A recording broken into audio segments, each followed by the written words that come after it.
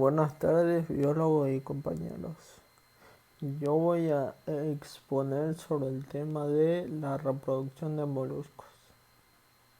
Bien. Vamos a empezar por la reproducción de moluscos bivalvos. Los moluscos bivalvos constituyen un grupo de notables intereses desde el punto de vista de la reproducción. En esta presentación se tratarán diversos aspectos de la reproducción de bivalvos, tales como la morfología de su aparato reproductor, su sexualidad, el desarrollo gonadal, la puesta, etc. Bien, la reproducción. La mayoría de estas especies tienen sexos distintos, o sea que son dioicos. Aunque son muy numerosos los casos de hermafroditismo, que se puede dividir en algunas categorías, que las veremos a continuación. Los tipos de hermafroditismo. Tenemos hermafroditismo funcional, que produce gametos masculinos y femeninos al mismo tiempo. El hermafroditismo consecutivo, que cambia de sexo una vez en su vida. El hermafroditismo rítmico consecutivo, que hace cambios consecutivos de sexo. Y el hermafroditismo alternativo, que hace cambio de sexo en intervalos erráticos. Ya, la gametogénesis o el desarrollo gonadal. El desarrollo de la gónada es muy precoz en los bivalvos. En el caso de las especies hermafroditas, el proceso es aún más complejo. Una vez que se ha completado la maduración de las gónadas, se encontrarán solamente gametos a punto de ser emitidos. Por consiguiente, se produce la puesta, que generalmente no es total, quedando siempre en los machos algunos espermatocitos y en las hembras algunos ovocitos, los cuales son responsables de nuevos procesos de gametogénesis. Los ciclos reproductivos. Estos ciclos están constituidos por varias fases, que son la activación y el crecimiento de la gónada, la gametogénesis, la maduración del gameto, la puesta y el periodo de descanso. Los factores que influyen en la gametogénesis. Entre estos tenemos temperatura, alimentos, salinidad, luz y las mareas, que son los factores externos que se supone tienen más importancia a la hora de desencadenar o influir sobre los procesos reproductivos en los moluscos bivalvos. El alimento. El alimento es el factor de mayor importancia dentro del ciclo reproductivo, ya que el desarrollo de la gónada es un proceso que requiere energía, la cual es proporcionada por el alimento. Los factores endógenos. Los sistemas nervioso y hormonal están interrelacionados funcionalmente, actuando así sobre la neurotransmisión y secreción de sus gónadas.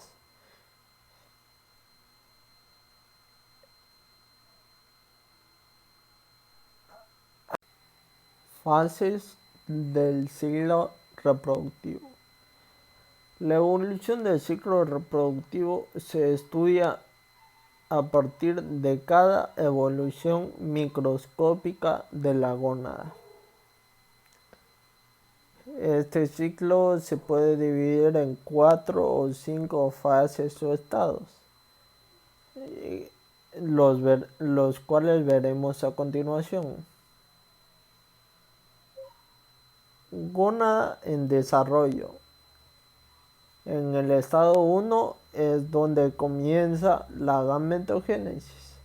Estado 2 es en el que aparecen los primeros gametos maduros. Estado 3. Hay un incremento en la masa de la gónada.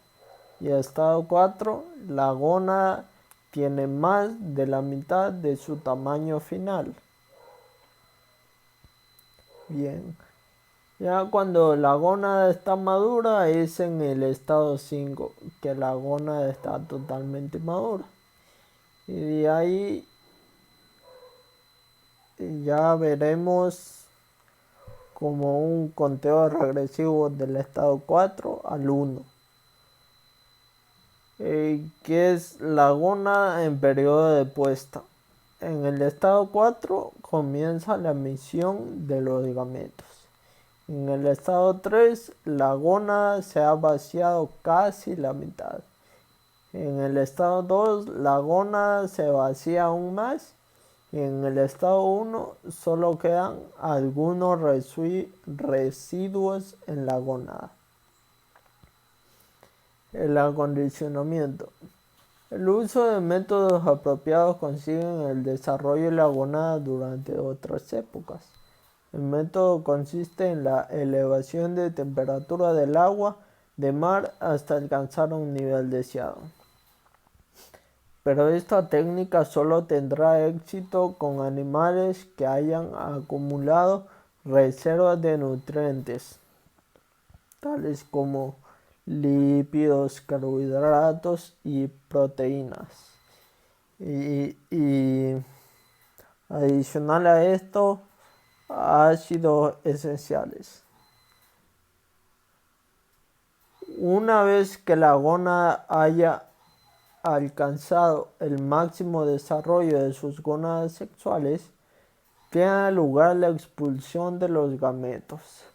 La puesta, cuyo inicio responde normalmente a una combinación de factores de orden genético, térmico, mecánico y hormonal del organismo. El control de los factores ambientales sobre la reproducción es de gran importancia en organismos como los moluscos bivalvos, los cuales liberan sus productos sexuales al mar. Entre algunos factores determinantes de la puesta es la temperatura, como ya lo hemos dicho. La emisión de gametos solo se produce cuando las aguas sobrepasan un nivel mínimo de temperatura que puede variar de una especie a otra y de una época del año a otra. La iluminación. Bien, la iluminación como influencia en la puesta de gametos es un fenómeno muy poco estudiado que generalmente se considera en relación con los periodos lunares, ya que esto se ve influido en las mareas. La época de puesta. La época de puesta es distinta en cada molusco bivalvo explotado comercialmente, y esto varía, como ya lo hemos dicho, considerablemente desde una zona a otra, de una a otra especie y de una época del año a otra. Bien, los métodos experimentales para la emisión de gametos. Tenemos las variaciones térmicas, la adición de gametos al agua y los estímulos químicos. Ya la variación térmica es el sistema más comúnmente utilizado para provocar la expulsión de gametos al agua. Y esta consiste en subir la temperatura de entre 5 a 10 grados centígrados y luego volviendo la temperatura inicial luego de unos minutos. Adición de gametos. La adición de gametos al agua de uno u otro sexo es un procedimiento que se utiliza solo con ejemplares completamente maduros, ya que si no están maduros no se va a dar la expulsión de gametos por parte del otro organismo. Los estímulos químicos. Las inyecciones en la gónada de serotonina a bajas concentraciones han sido empleadas en algunos experimentos. La respuesta en ejemplares maduros son todos al cabo de unos minutos, aunque el estímulo es muy intenso, y, pero con frecuencia provocan la expedición de gametos inmaduros que no están listos para ser fecundados.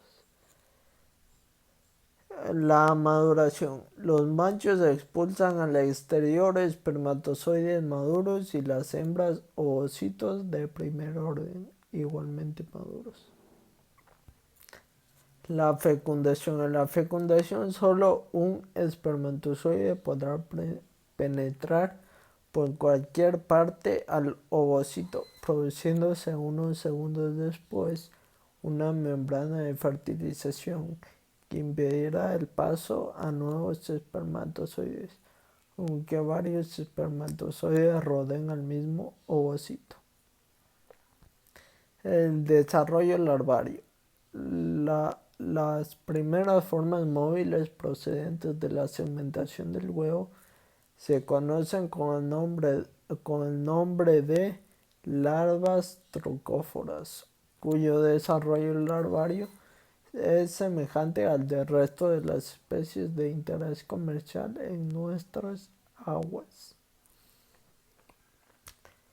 Y factores que influyen en el desarrollo larvario.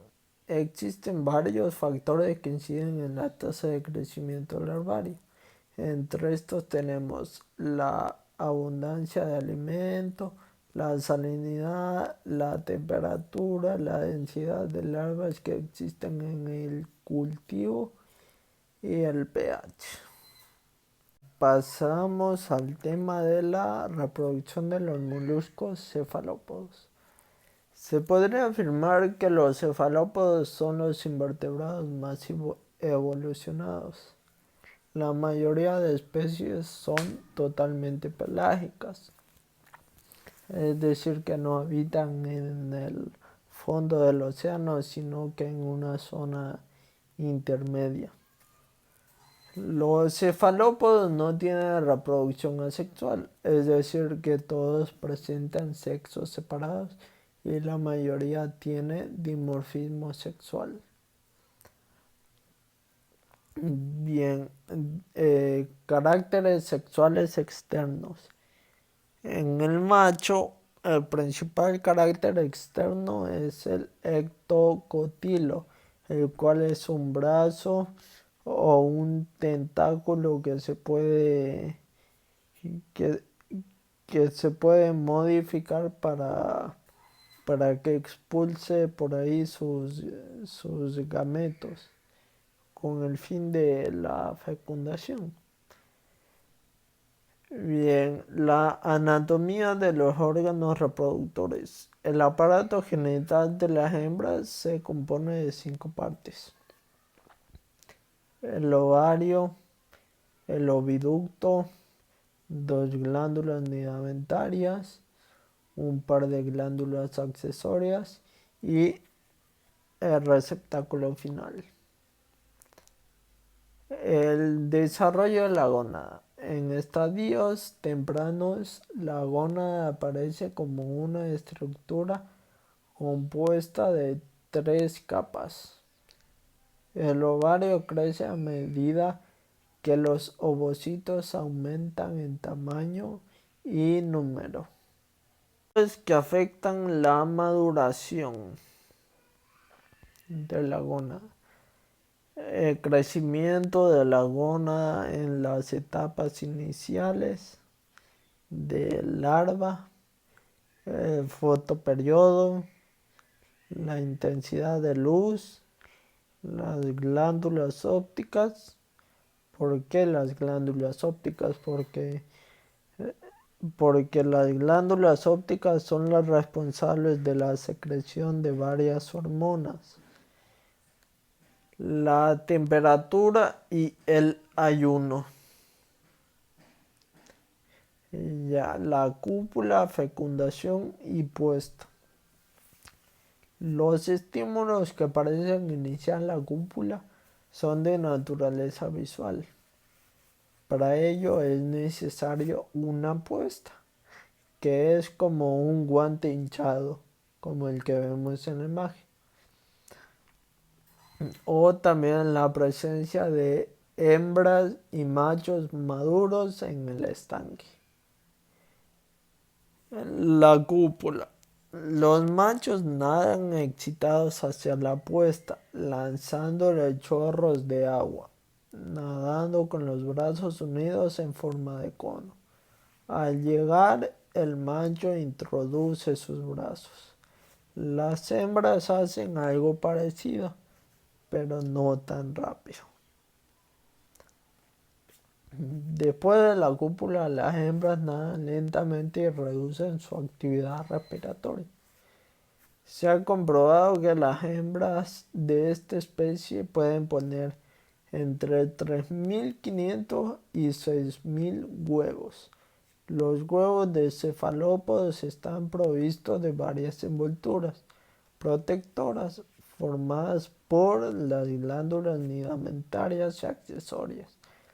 La proporción de sexo en todas las poblaciones de estas especies son generalmente de 50%.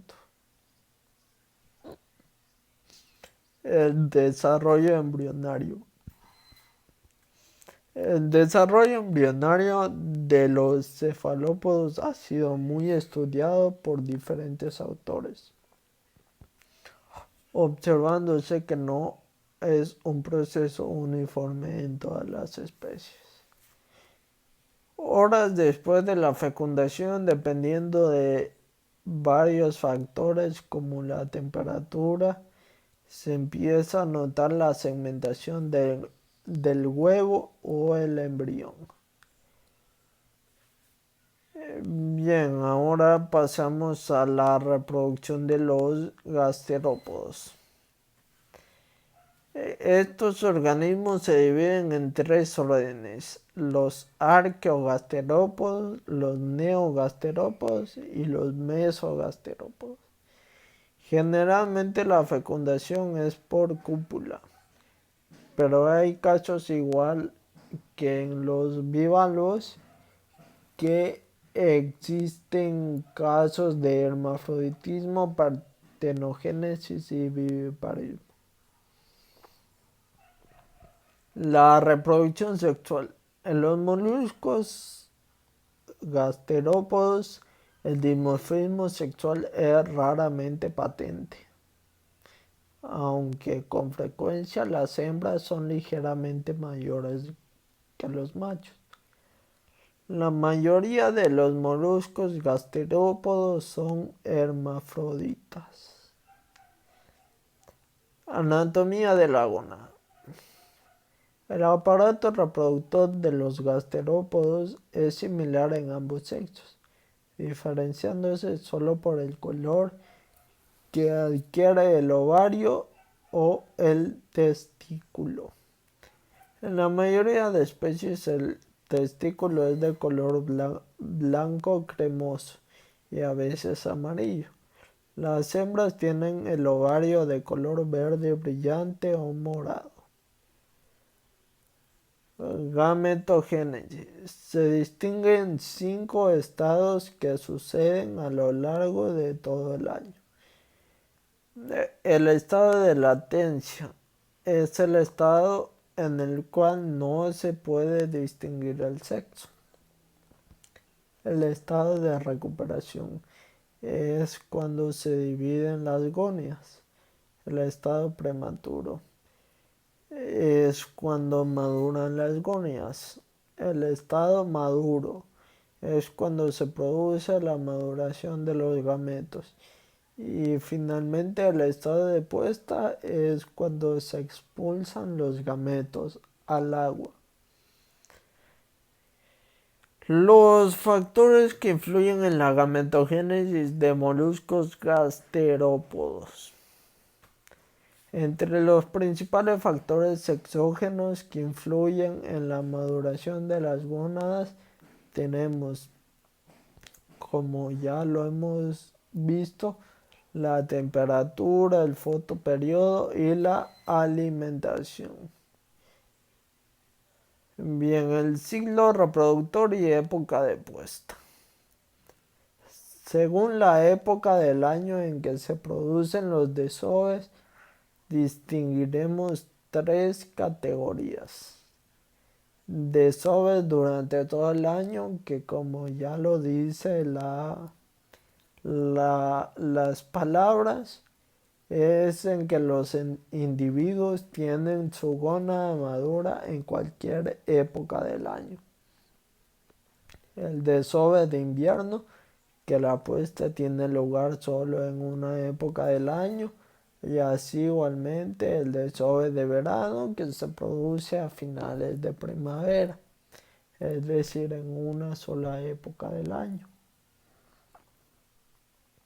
Bien, el desove. Existen varias formas de liberar los gametos.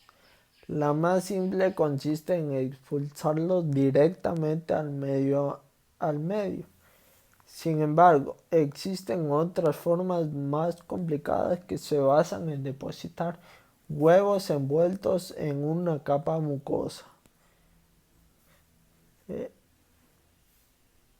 Bien, los tipos de desove que existen. El primero es huevos aislados y libres, que como ya lo dicen las palabras, es la forma más típica de desove, que los expulsan a su suerte al agua. Los huevos depositados en una masa gelatinosa, igualmente como ya lo dicen las palabras, son huevos envueltos en una capa de gelatina que los mantiene formando una masa más o menos alargada. Y huevos en cápsulas planctónicas. Son cápsulas envueltas por varias capas de diferentes características. Bien, la fecundación. En el caso de la fecundación externa en los gasterópodos, los espermatozoides son expulsados libremente al mar en busca de los huevos de la hembra. La fecundación interna. Cuando la fecundación es interna, las hembras tienen el esperma almacenado en el conducto deferente y de tal forma que los huevos se van fecundando conforme pasan por el oviducto. Tipos de larva. La larva trocófora es el primer estado larvario de los gasterópodos. Es una larva cilíndrica o piriforme. Larvas Belliger. En los arqueogasterópodos, la larva Belliger no toma alimento absoluto, pero después de la fijación en un sustrato, se le forma la boca y se arrastra en busca de diatomeas bentónicas. El ambiente y su incidencia en el ciclo reproductivo de los gasterópodos y sus mecanismos reguladores.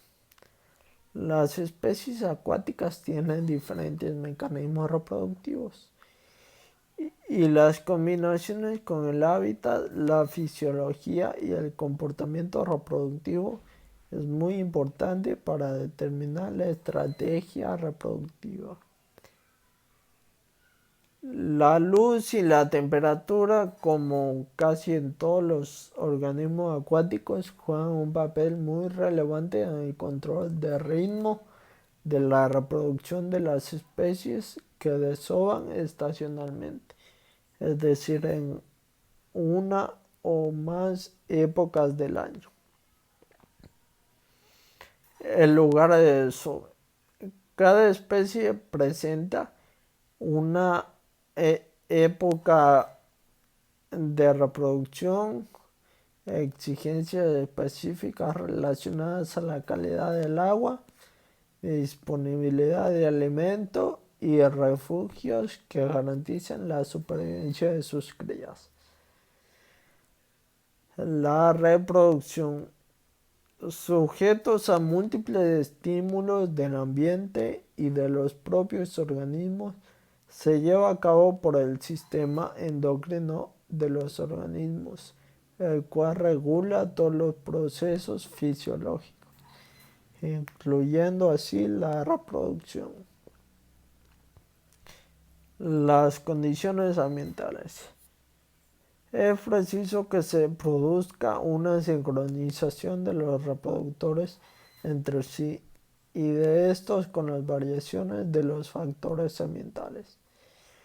Los factores del medio ambiente son los responsables de la inducción inicial al desarrollo gonadal de cada especie.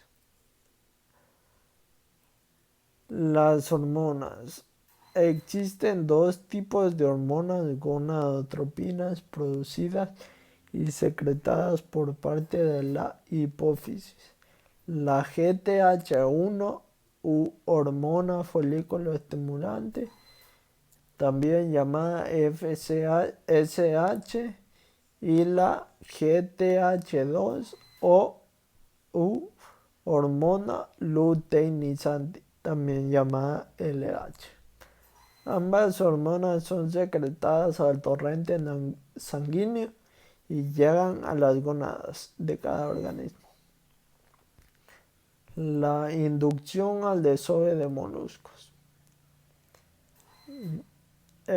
Los moluscos representan en la acuicultura uno de los grupos más importantes, no solo desde el punto de vista de la reproducción, sino desde el punto de vista productivo y económico.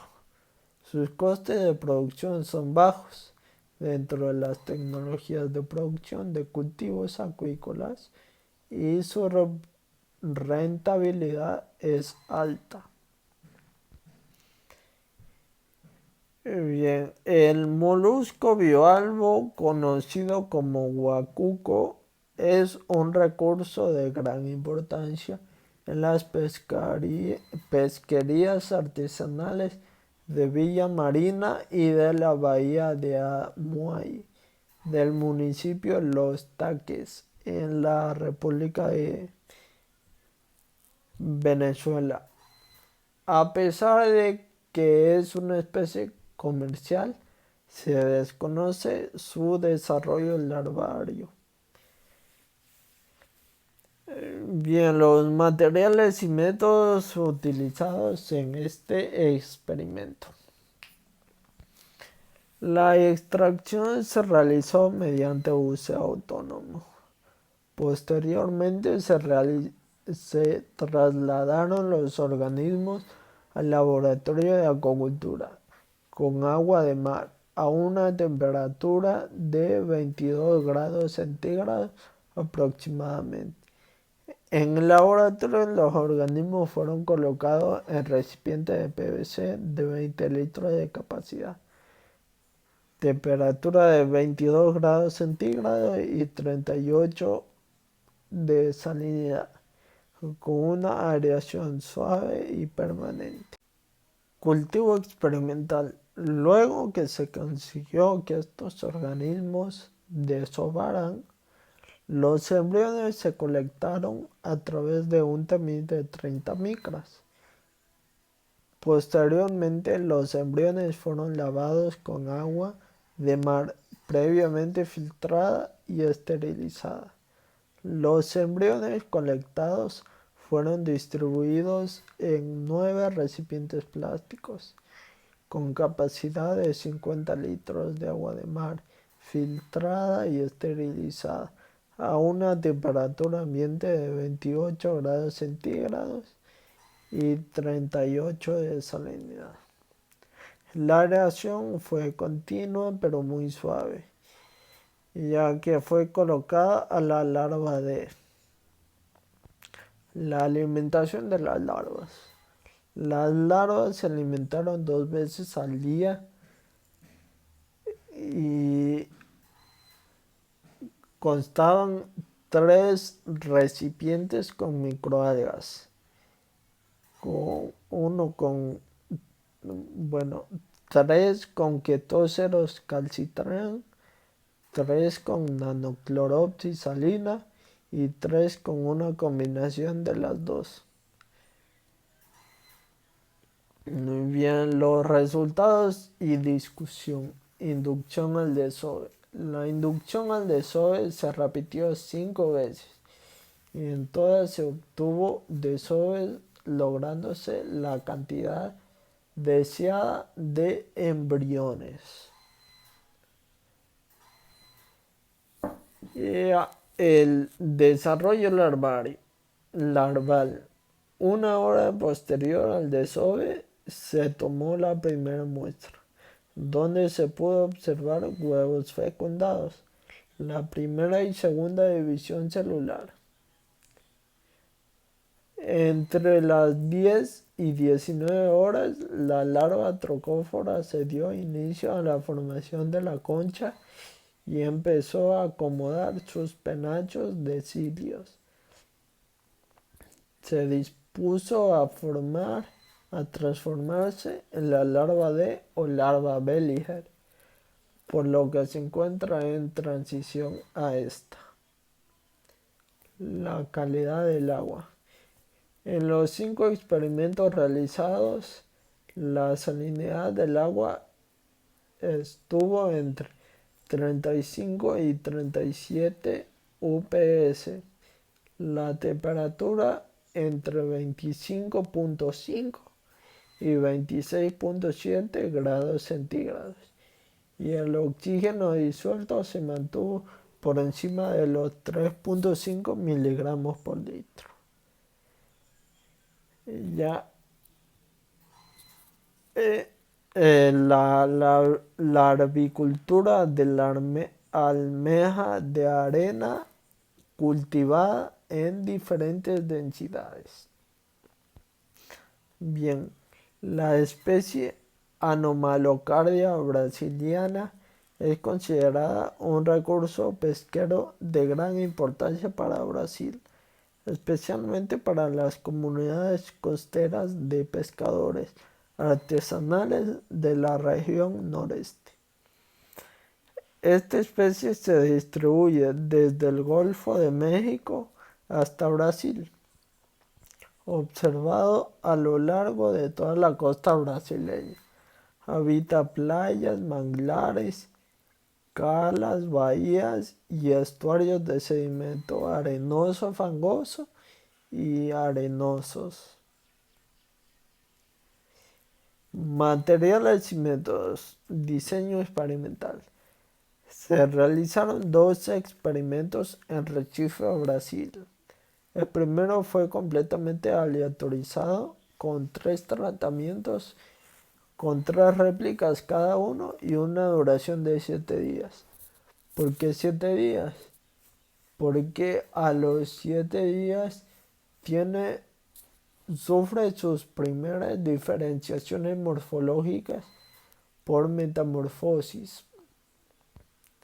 El segundo experimento fue completamente aleatorizado con 2 tratamientos, con 3 repeticiones cada uno y duración de 38 días.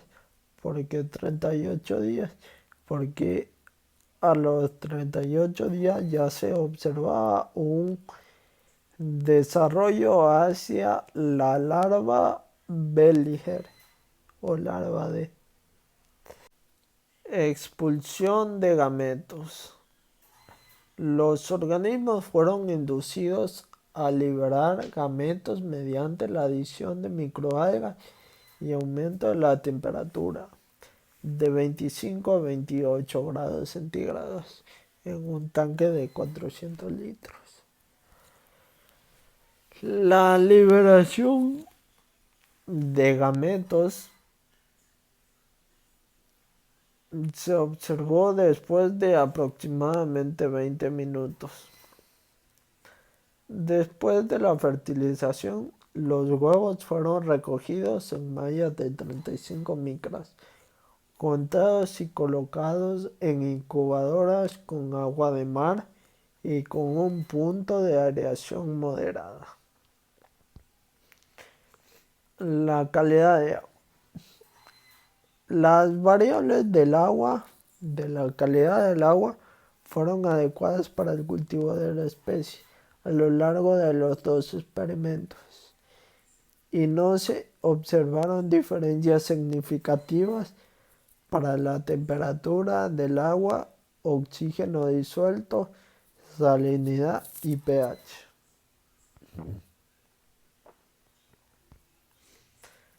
Resultados. Experimento 1.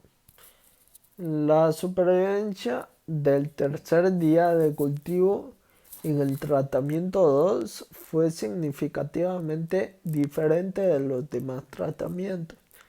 Al final del experimento 2 y 6 se presentaron valores de supervivencia similares. En el experimento 2 se trabajó con una densidad de 2 larvas por centímetro cuadrado y en el experimento 6 con 6 larvas por centímetro cuadrado. En el experimento 2, los resultados de supervivencia de las poslarvas se vieron significativamente influidos por la densidad de la población y el tiempo de cultivo. En los distintos tratamientos se trabajó con altas densidades. En el tratamiento 1 de este experimento se trabajó con 60 larvas por centímetro cuadrado. En el tratamiento número 2 se trabajó con 120 larvas por centímetro cuadrado. La conclusión. La conclusión fue que la densidad interfiere en el desarrollo de las larvas y poslarvas de Anomalocardia brasiliana,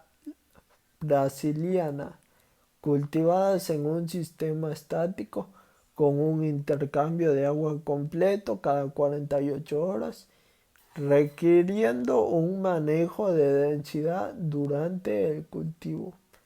Por lo tanto, se concluye que la densidad de larvas Belliger debe ser de 6 mililitros por cada larva hasta el inicio de la metamorfosis.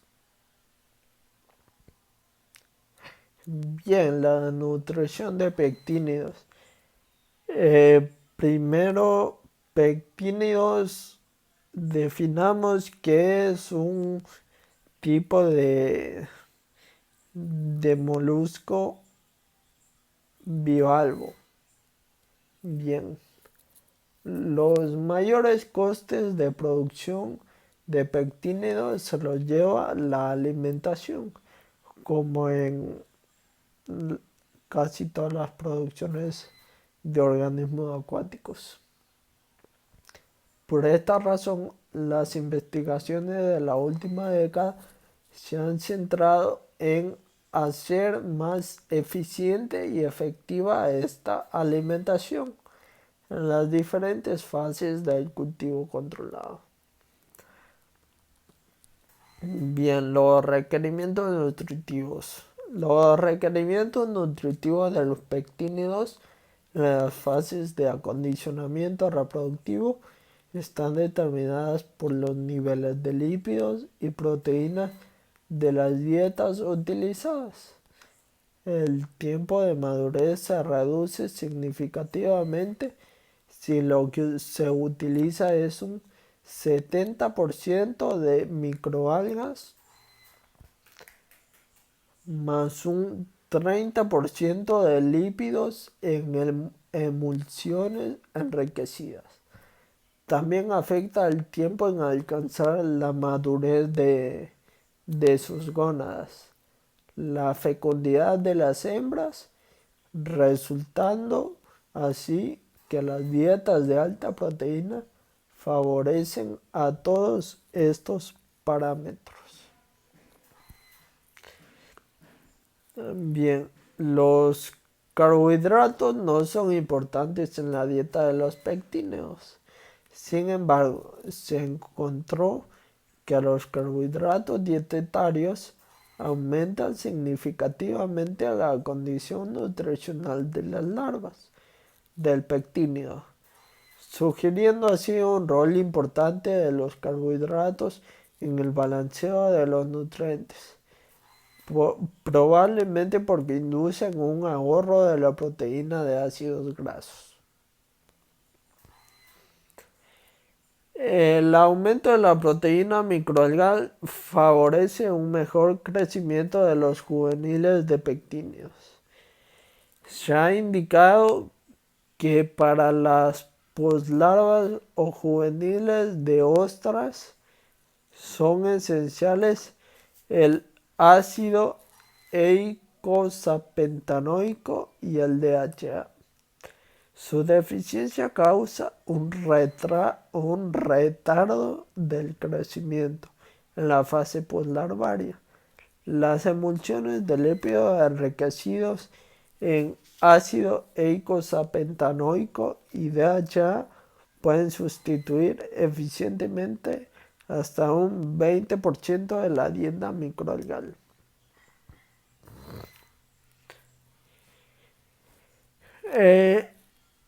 El cultivo de bivalvos en criadero. Bien, este es el manual del cultivo de bivalvos. Para comenzar, la selección del emplazamiento o el lugar. Uno de los factores más importantes a la hora de construir un criadero de bivalvos es la selección de un lugar idóneo. Si bien es cierto que no siempre es posible construir criaderos en el lugar adecuado, al menos se deberían seguir ciertos criterios para evitar condenar al criadero al fracaso. Consideraciones. Como primer aspecto a considerar es la posibilidad de que la reglamentación gubernamental nos permita la construcción de un criadero de bivalvos en el emplazamiento escogido. La calidad del agua de mar. Es esencial poder garantizar la calidad de la captación del agua de mar durante todo el año. Este requisito es indispensable,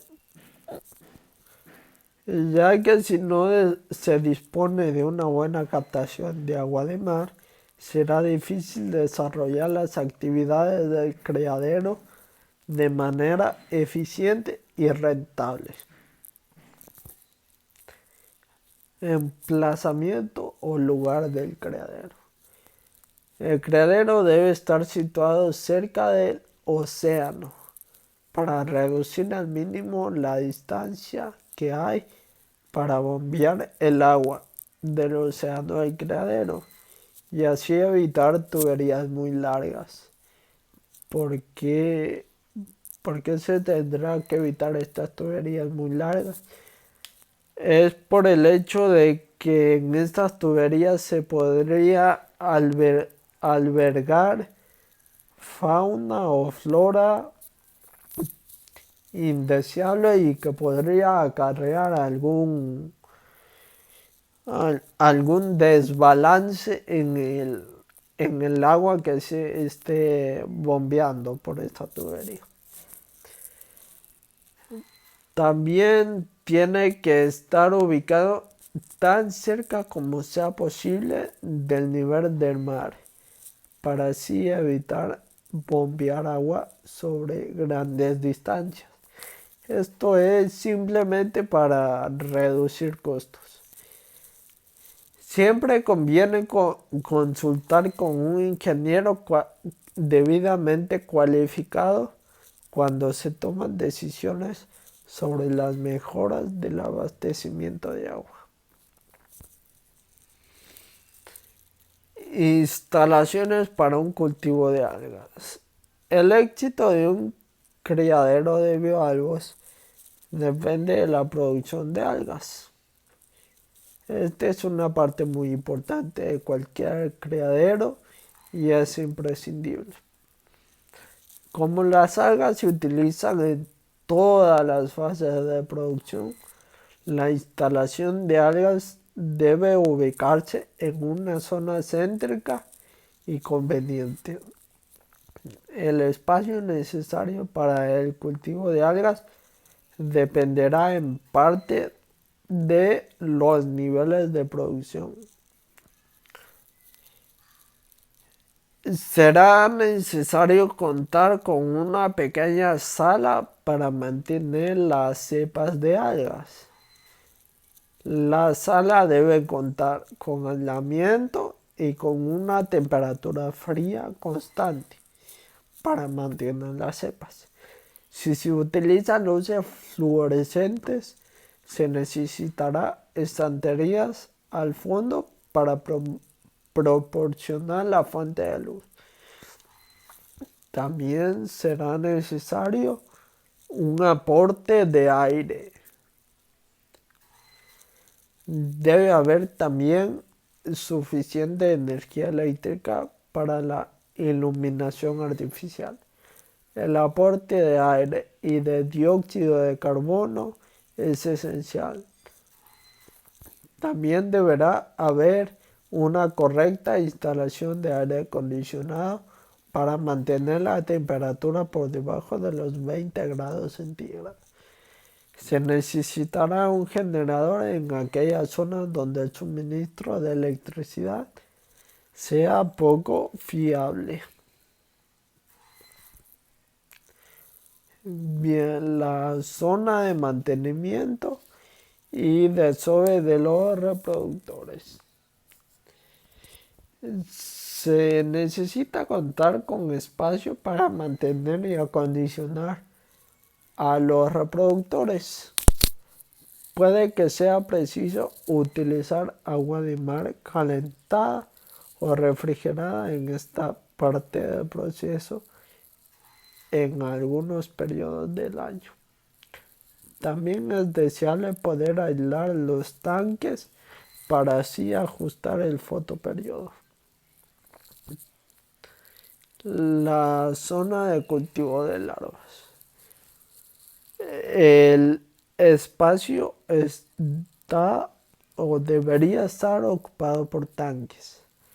Los tanques de cultivo larvario están normalmente realizados en fibra de vidrio o de un plástico adecuado. Independientemente del tamaño del tanque, es preciso que haya desagües por debajo del nivel del suelo y que estos desagües puedan soportar grandes volúmenes de agua. En la sala del cultivo larvario se necesita una zona de preparación para lavar, clasificar, contar y medir las larvas.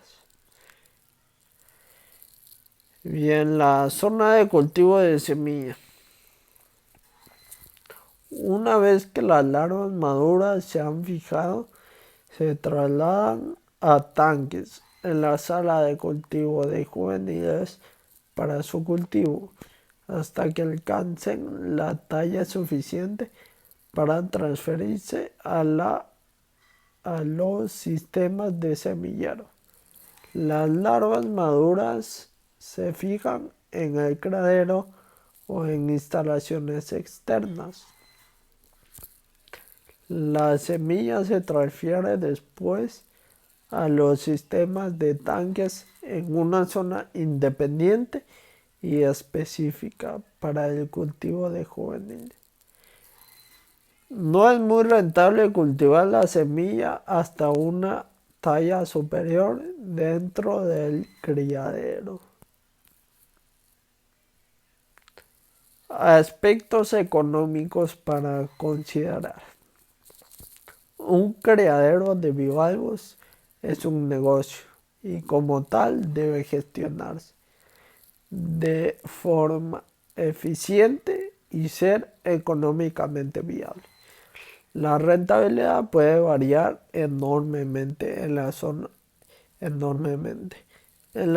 templadas. Un elemento importante de los gastos es el calentamiento y el enfriamiento de agua de mar, ya sea con calefones, con congeladores, lo que se vaya a usar.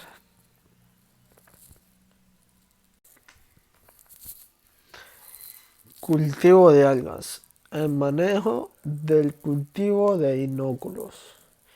Estos cultivos se crían específicamente para crear inóculos, los cuales se emplean para iniciar cultivos de un mayor volumen que se utilizarán en la producción de alimentos para los organismos producidos.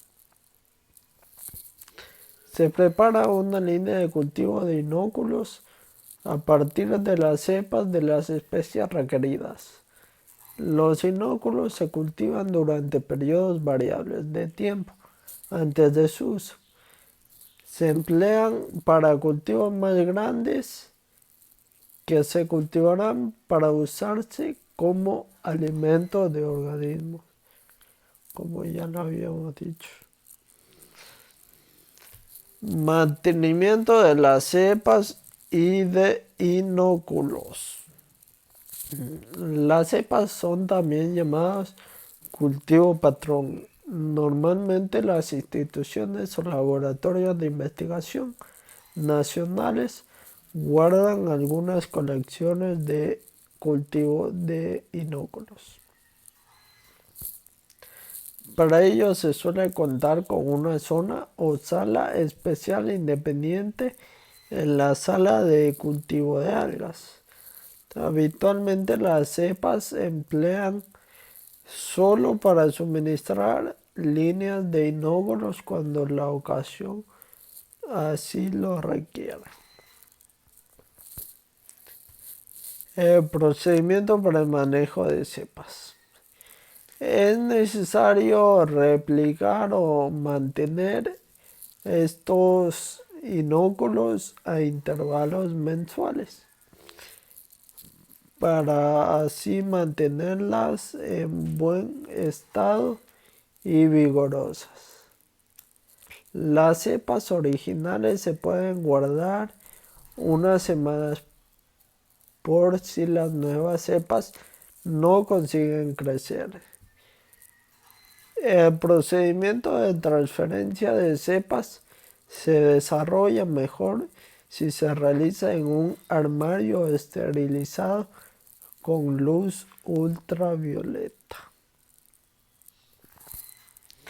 Los cultivos a escala intermedia.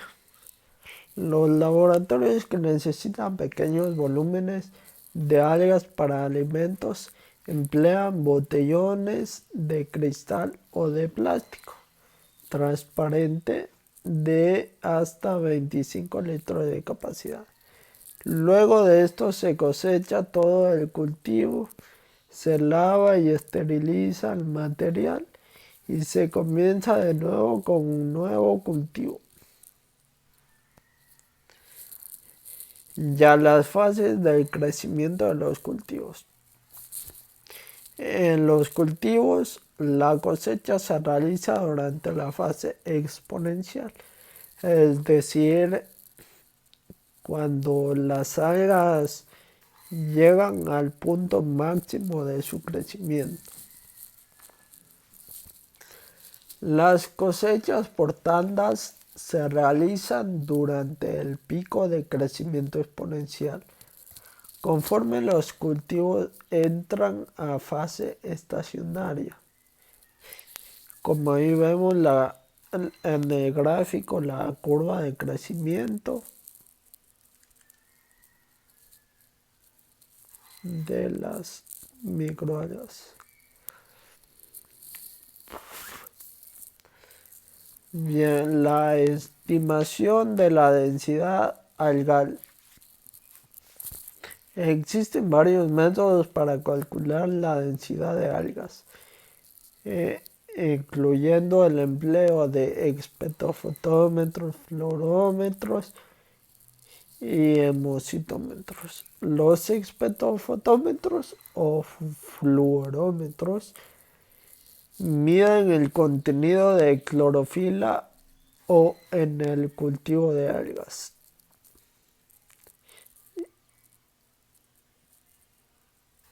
Perdón. Los espectrofotómetros o fluorómetros miden el contenido de clorofila A en el cultivo de algas. Y esta información se puede utilizar para obtener una rápida aproximación de la densidad celular que hay en el cultivo. Bien, aquí podemos ver el espectrofotómetro o fluorómetro y también el hemocitómetro.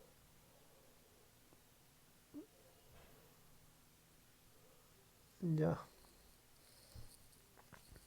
Los cultivos a gran escala. El manejo de cultivos tiene como objetivo obtener el máximo rendimiento diario de algas para que el funcionamiento de la explotación o de la instalación sea rentable.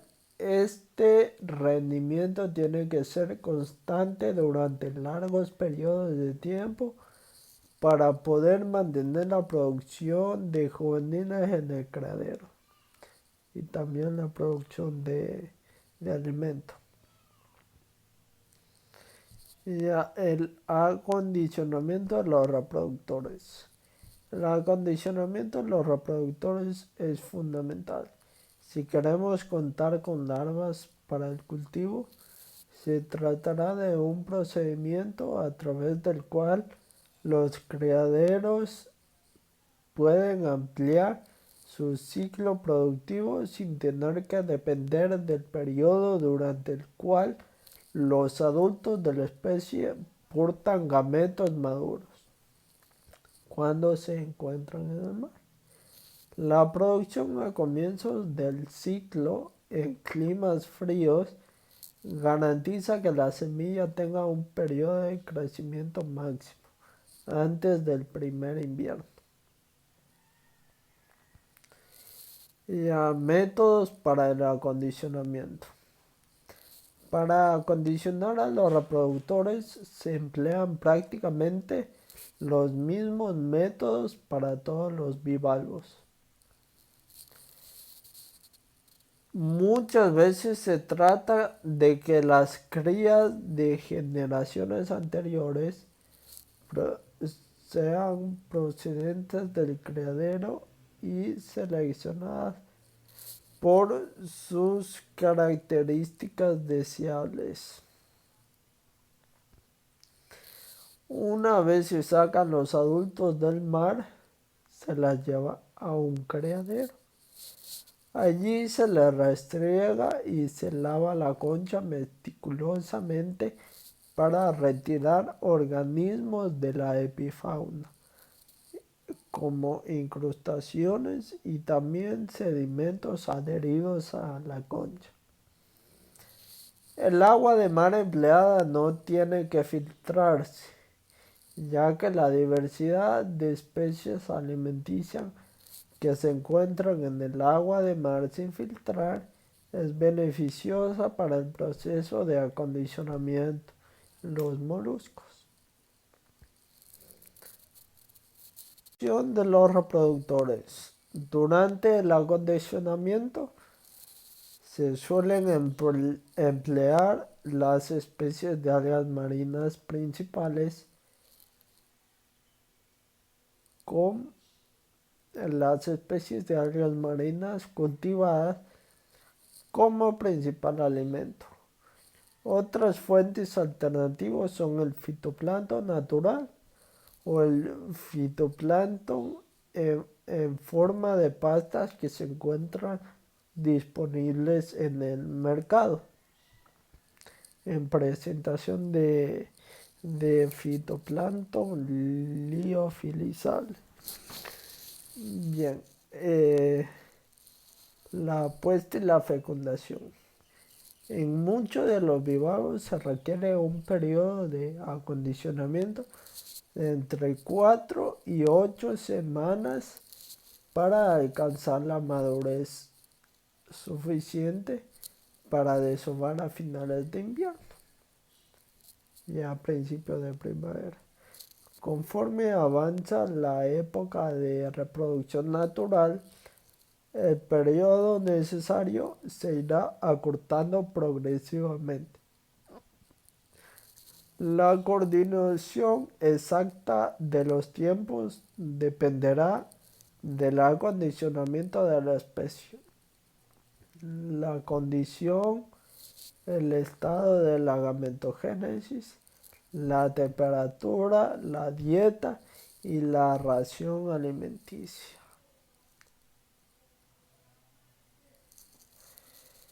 La obtención manual de los gametos. Este es un método que se practica frecuentemente y es una manera cómoda de inducir un desove artificial en estas especies después de un periodo adecuado de acondicionamiento, pero implica el sacrificio de ciertos adultos maduros sexualmente.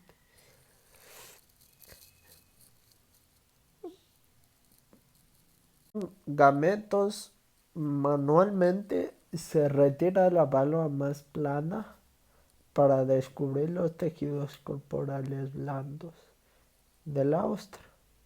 Se corta la gónada en repetidas ocasiones con un bisturí y se lavan los gametos excedentes en un vaso de precipitación o un cubo con un poco de agua de mar filtrada. Los procedimientos para la fecundación. Antes de la fecundación se tamizan suavemente las suspensiones de óvulos sostenidos de tal manera para eliminar restos fecales contaminantes de los adultos. Esto se hace antes de añadir el esperma, reduciendo así el riesgo de una proliferación posterior de bacterias y microorganismos patógenos, obviamente.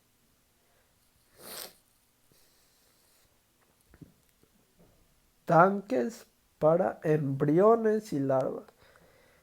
Existe un amplio abanico de tanques circulares o semicirculares que se pueden utilizar para el desarrollo embrionario y larvario. Los tanques que se utilizan por primera vez se llenan de agua de mar y se dejan ahí de 2 a 4 meses, cambiando el agua semanalmente. Esto con el fin de liberar cualquier agente que pueda intoxicar el agua.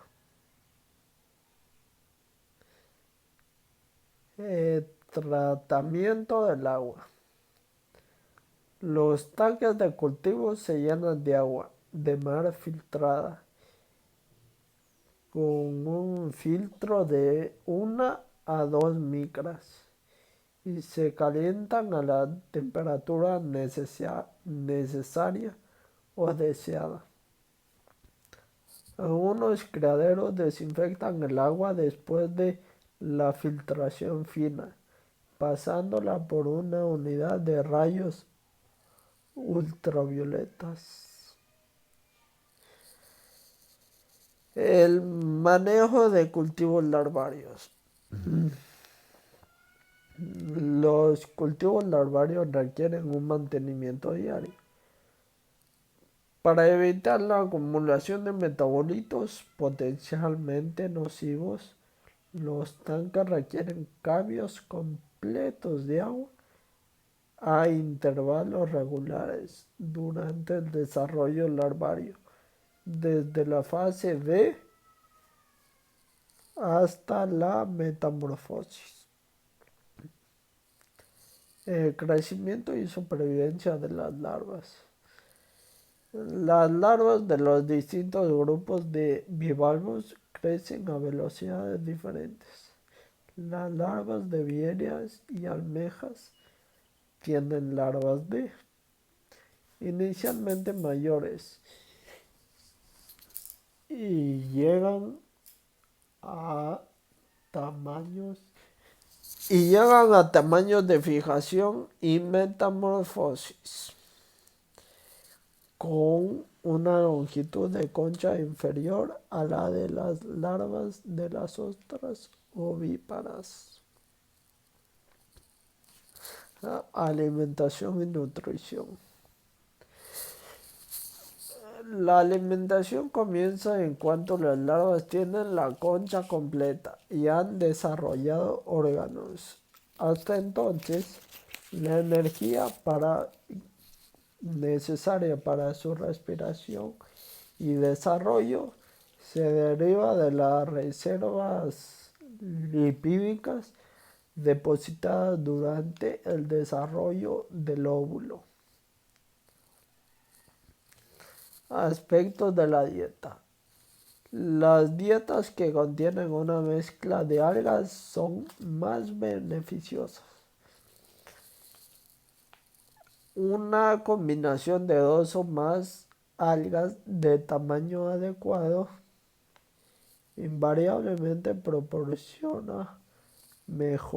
propicia mejores variables de crecimiento y desarrollo larvario que las dietas que consisten en una sola especie de alga. Esto ocurre en las especies que, alimentándose de una combinación de especies ricas en ácido eicosapentaenoico o DHA o ambos, dan mejores resultados. Composición de la dieta y raciones. Las raciones alimenticias son normalmente se describen como el número total de células de algas por microlitro del volumen del tanque de cultivo. Es importante tener en cuenta que las células de las distintas especies de algas varían considerablemente en cuanto al tamaño medio y por tanto al volumen y masa. En la alimentación. La estrategia 1 es la más apropiada y la más utilizada cuando se mantienen densidades de larva más bajas. De hecho, se administra la ración alimenticia una vez al día. En la estrategia 2 se requiere conocer la velocidad de consumo de las células alimenticias por parte de un número conocido de larvas de bivalvos. Los factores que inician en el crecimiento y la supervivencia. La información básica que resulta útil para tratar Otros aspectos de las condiciones de cultivo y de cómo éstas inciden tanto en la evolución de los embriones como de las larvas. Asimismo, se abordan temas como la temperatura, la salinidad, calidad de agua de mar, la calidad de los óvulos, las larvas y las enfermedades. Los efectos de la temperatura y la salinidad. La temperatura es uno de los factores más importantes, ya que la tasa metabólica viene dictada por la temperatura del agua. Muchas veces las larvas crecen mejor a temperaturas superiores a las que experimentan en la naturaleza. De igual manera, los límites de tolerancia de las larvas a la salinidad son muchas veces mayores de lo que se podría pensar. O igual que la temperatura, son mayores a los que experimentarían en un ambiente natural. La calidad de huevos y de larvas. La calidad de huevos en cuanto a su composición bioquímica desde el punto cuantitativo y cualitativo también tiene relación con el rendimiento posterior de las larvas. Los estudios sobre este tema se han centrado principalmente en el contenido de lípidos. Enfermedades. Puede ocurrir que no siempre sea la especie Vibrio la causa directa de las tasas anormales de la mortalidad de estas especies, ni que sean el único grupo de patógenos oportunistas estrictos que puedan contaminar los cultivos y presentar problemas. Las especies de patógenos potenciales se encuentran dentro del entorno del criadero todo el año, pero en la mayoría de los casos están controlados al construir una pequeña parte de la flora bacteriana. La fijación y metamorfosis. Durante la mayor parte de la fase larvaria, las larvas nadan con libertad en la columna de agua. Más concretamente, las larvas nadan hacia arriba, hacia la superficie, y cierran sus valvas. Luego se hunden hacia el fondo para retomar la actividad natatoria. Conforme van creciendo y se acercan al final de la fase larvaria, la actividad de alimentación se ralentiza, consumen menos alimento y las larvas pasan cada vez más tiempo en el fondo y en la parte inferior del tanque. Ya, la telecaptación, o dicho en nuestro medio, la venta de larvas de moluscos. Bien, esta sección describe la técnica a través de la cual los criaderos suministran larvas con ojo a los productores que las fijan y las cultivan en la costa del Pacífico de Norteamérica.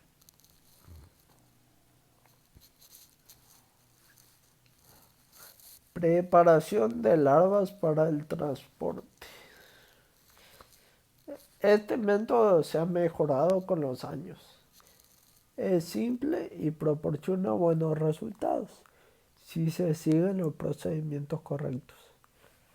Las larvas se filtran con sedazos en el criadero y se colocan sobre una malla de nylon recortado para formar un haz que se mantiene húmedo.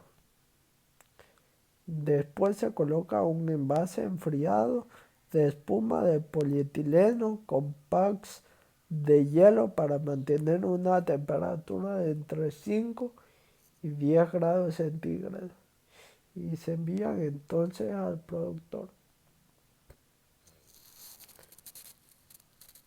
Preparación en el lugar de destino.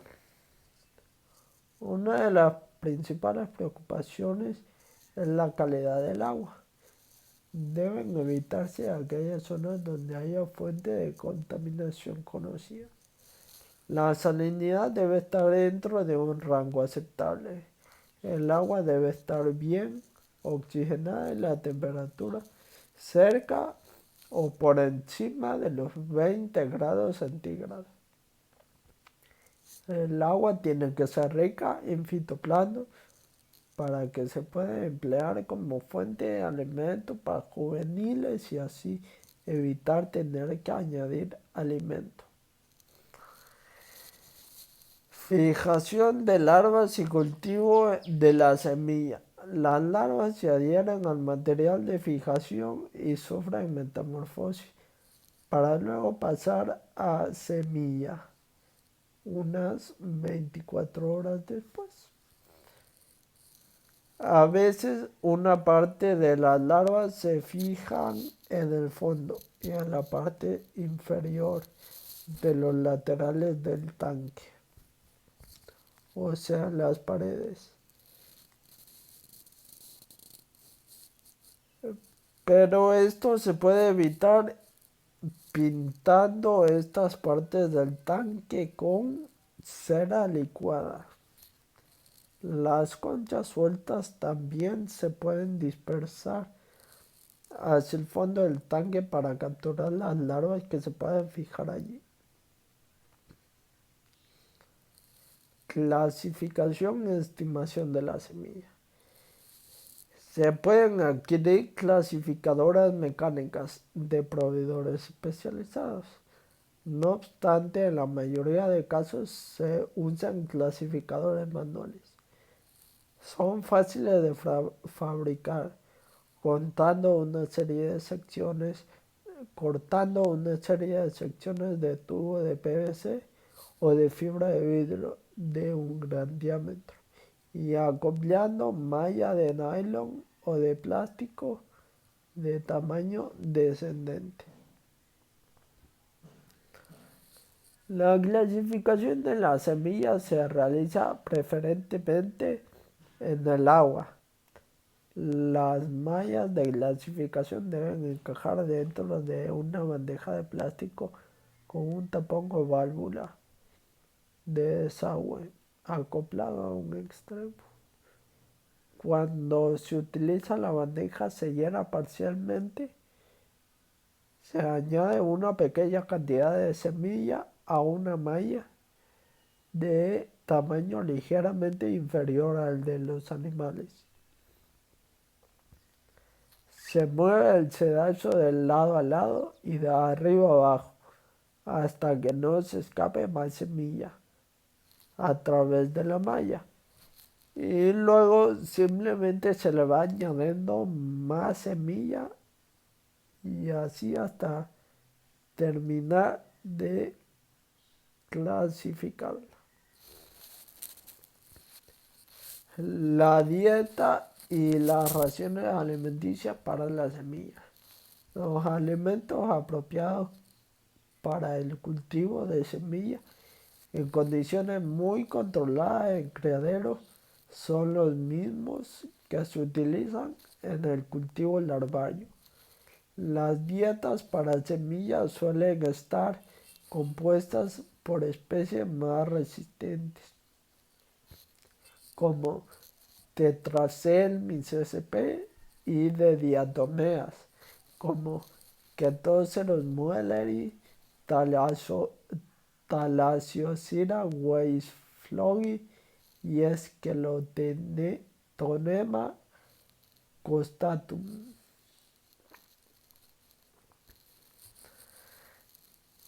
Crecimiento y supervivencia.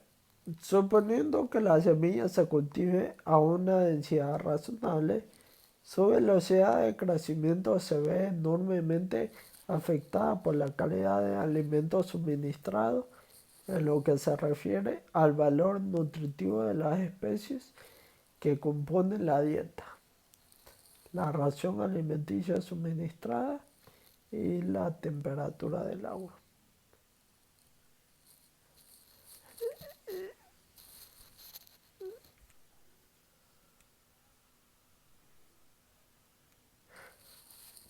La supervivencia. La supervivencia en ostras se encuentra normalmente entre un 50 a 70% desde la fijación, es decir, desde su metamorfosis. Para las almejas y vieiras, la supervivencia puede estar entre un 10 y 20%. La mayor parte de las mortalidades se dan en la primera semana después de la fijación de las ostras. Durante las 2 primeras semanas en almejas y 4 semanas en vieiras. Muchas larvas que se fijan no consiguen alcanzar la metamorfosis, probablemente porque no tienen suficientes reservas alimenticias para completar esa etapa crítica. El cultivo en semillero. Los semilleros de bivalvos sirven como un punto de contacto entre los criaderos y la fase de engorde. Son sistemas eficaces desde el punto de vista de los costes, ya que eliminan la necesidad de cultivar semilla muy pequeña en redes de malla muy fina. El propósito de los semilleros es cultivar rápidamente semilla pequeña a bajo coste, hasta que alcance una talla apta para la transferencia a las bandejas de engorde. Y bien, la genética.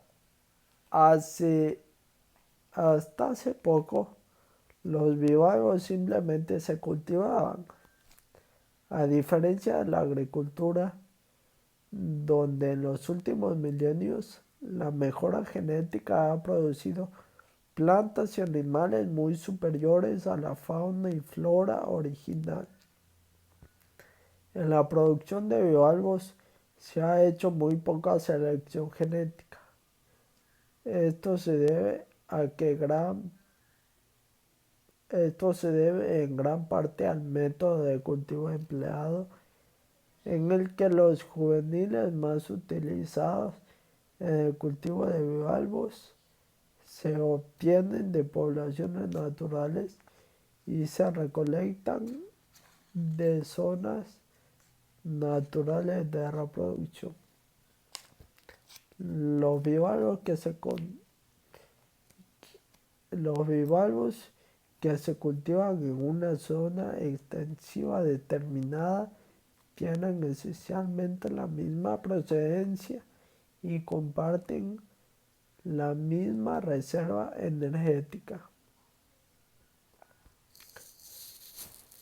También existe el gran interés en el desarrollo de cepas de bivalvos más adaptados a determinadas ocasiones de engorde que el stock inicial u original. Otro impulsor del desarrollo de programas de genética de bivalvos ha sido la producción de cepas de ostras más resistentes a enfermedades devastadoras que han diezmado poblaciones de Norteamérica y Europa.